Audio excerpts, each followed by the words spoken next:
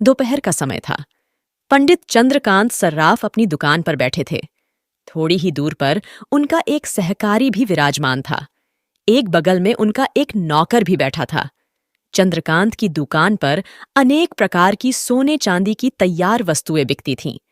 पंडित चंद्रकांत जम्हाई लेकर बोले, आज बड़ा सन्नाटा है। सहकारी बोला, अब धूप कुछ तेज होने लगी है, इसलिए दोपहर में आदमी नहीं निकलते। हाँ, यह बात तो है, चंद्रकांत ने कहा। दोनों मौन हो गए। समय काटने के लिए चंद्रकांत ने एक बही उठा ली और उसके पन्ने उलटने लगे। कुछ समय इस प्रकार बीतने के पश्चात सामने से स्त्री पुरुष का एक जोड़ा आता दिखाई पड़ा। दुकानों की ओर ताकते हुए वे दोनों चंद्रकांत की दुकान के सामने आए। दुकान के सामने आकर दोनों ठिठक गए। शो केस में लगे हुए सामान को कुछ देर ध्यानपूर्वक देखने के पश्चात दोनों ने धीमे स्वर में कुछ बात की। चंद्रकांत ने बही पर से दृष्टि उठाकर उनकी ओर देखा। स्त्री की उम्र करीब 20-22 वर्ष के लगभग थी। गोरी चित्ती, नाक नक्शे से दुरुस्त तथा हृष्टपुष्ट।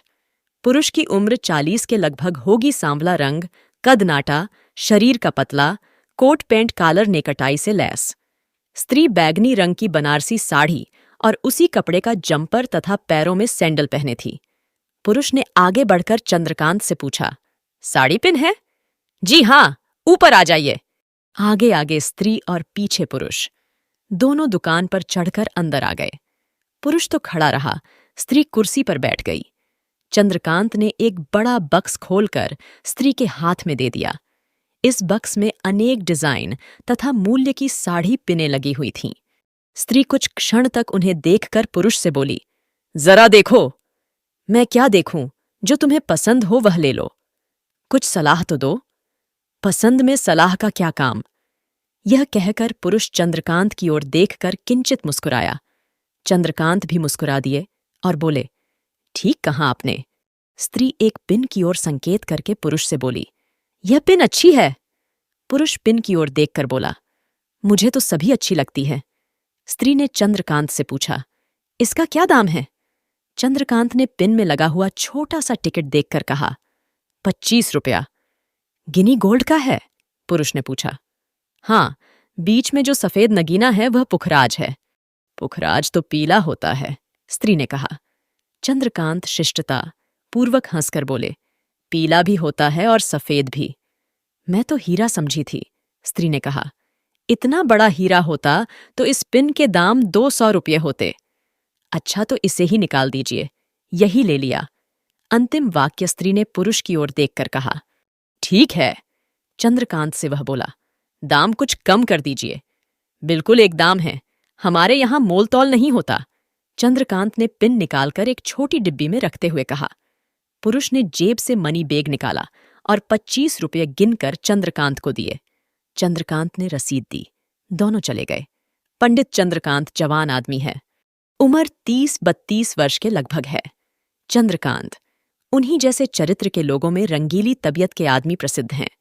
शरीफाना ढंग से परस्त्री तथा वेश्यागमन करने वाले को कुछ लोग रंगीली तबीयत का आदमी कहते हैं। पंडित चंद्रकांत इसी ढंग के रंगीले आदमी हैं। संध्या का समय था। पंडित चंद्रकांत अपनी दुकान पर विराजमान थे। इसी समय उनके एक घनिष्ठ मित्र, जो उन्हीं के समान रंगीले थे, चले आए। चंद्रकांत मुस्कुराकर बोले, आओ रजनीगंधा। चंद्रकांत ने इनका नाम रजनीगंधा रख दिया था। अपने घनिष्ठ मित्रों में यह महाशय इसी नाम से पुकारे जाते थे। रजनीगंधा नाम इस कारण पड़ा कि यह महाशय रात में ही निकलते थे। संध्या को स्नान करके, अच्छे वस्त्र पहनकर तथा इत्र सेंट से सुवासित होकर घूमने निकलते थे और 11-12 बजे घर वापस जाते थे। घर के रईस तथा धनाढ्य थे। रजनीगंधा महाशय बैठकर बोले, क्या हो रहा है? बस, यहां तो वही नित्य के पापड़ बेलना आप अपनी कहिए। आज कार नहीं लाए?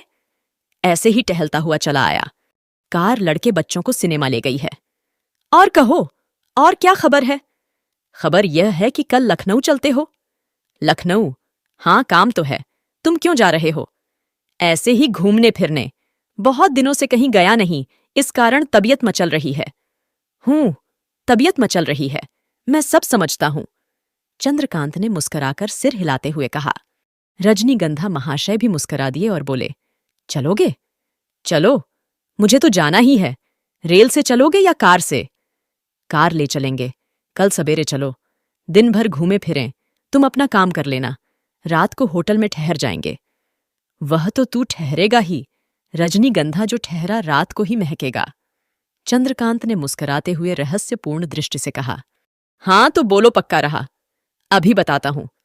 यह कहकर चंद्रकांत ने अपने सहकारी से कहा, जरा वह लिस्ट तो निकालना देखें, कौन कौन चीज लानी है। सहकारी ने सूची निकाल कर दी। चंद्रकांत उसे ध्यानपूर्वक देखकर सहकारी से बोले, इतनी सब चीज आवेंगी? हाँ, आना तो सभी चाहिए। देखो, कल दिन भर में काम हो जाएगा तो आ जाएंगे। तो परसों भी ठहर जाएंगे। शाम तक काम हो जाएगा तो बस उसी समय चल देंगे। रजनीगंधा ने कहा। हाँ हाँ, अच्छा पक्का रहा। दूसरे दिन पंडित चंद्रकांत तथा रजनीगंधा कार द्वारा लखनऊ पहुंचे। दिन भर इधर उधर घूमने के पश्चात संध्या समय ये दोनों अपने परिचित होटल में पहुंच गए। होटल के मैनेजर ने मुस्कुराते हुए इनका स्वागत किया। रजनीगंधा ने पूछा, हमारा रूम खाली है? खाली है सरकार। आपका रूम तो मैं अधिकतर खाली ही रखता हूं कि न जाने कब सरकार तशरीफ ले आवें। बड़ी मेहरबानी है। होटल के गैराज में कार खड़ी करके दोनों अपने कमरे में पहुंचे। कमरा काफी बड़ा था। एक ओर दो पलंग बराबर एक दूसरे से सटे हुए बिछे थे। पलंग पर बिस्तर भी लगे हुए थे। दूसरी ओर एक सिंगार मेज लगी थी। एक ओर कपड़े टांगने की अलमारी थी। दीवार पर भी खूंटियां थीं। बीच में एक छोटी सी गोल मेज के चारों ओर 4 कुर्सियां बिछी थीं। एक ओर गुसल खाने में जाने का द्वार था। 2 बत्तियां और पंखा भी था। रजनीगंधा ने पंखा चालू करते हुए कहा, अब गर्मी पड़ने लगी। दोनों ने कोट उतारकर टांग दिए और कुर्सियों पर बैठकर हवा खाने लगे। थोड़ी ही देर बाद एक लड़का आया और उसने पूछा, खाना कब खाइएगा? खाना 9 बजे। अभी तो जरा नहाना है। बहुत अच्छा, कहकर लड़का जाने लगा। रजनीगंधा ने उसे रोक कर कहा, जरा सुनना, वह अल्लाह रखू कहाँ है? है, बुलवाऊं? हाँ। लड़का चला गया। चंद्रकांत मुस्कुराकर बोले, क्या मजाल जो चूक जाए। अबे कभी कभी तो भूल जाया कर। भूलने वाले की ऐसी तैसी, और मैं भूल जाऊं तो तुम कैसे हो?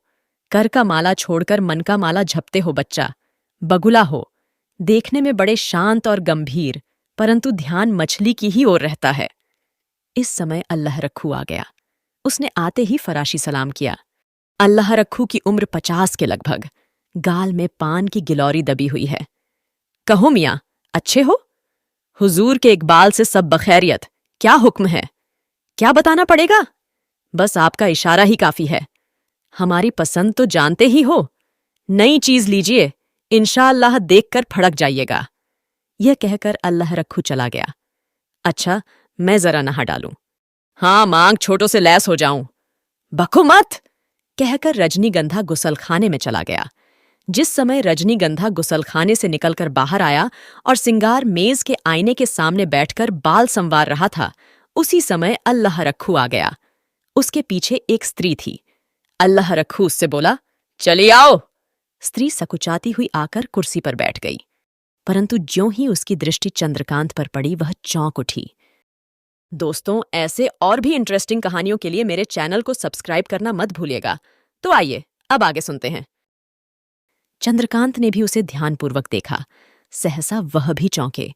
यह स्त्री वही थी जो एक मास पूर्व 25 रुपये की साड़ी पिन ले गई थी।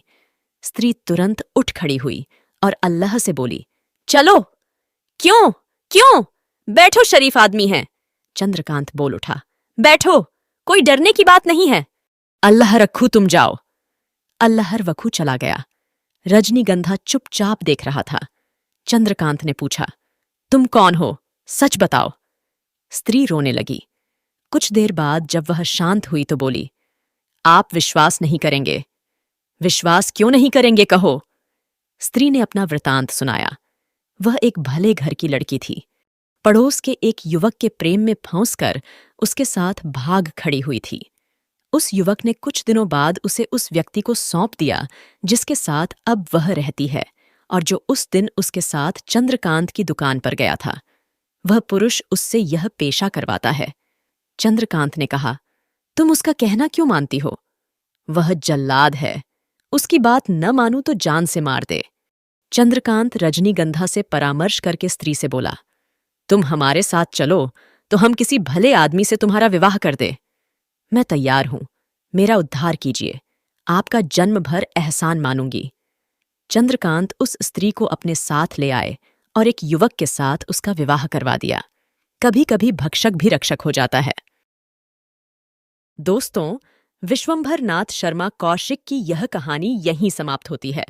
अगर आप अपने पसंद की कहानी सुनना चाहते हैं तो कमेंट में कहानी का नाम लिखना मत भूलिएगा। और हाँ, फेमस कहानीकार की फेमस कहानियों के लिए मेरे चैनल को सब्सक्राइब और लाइक जरूर कर लीजिए। धन्यवाद।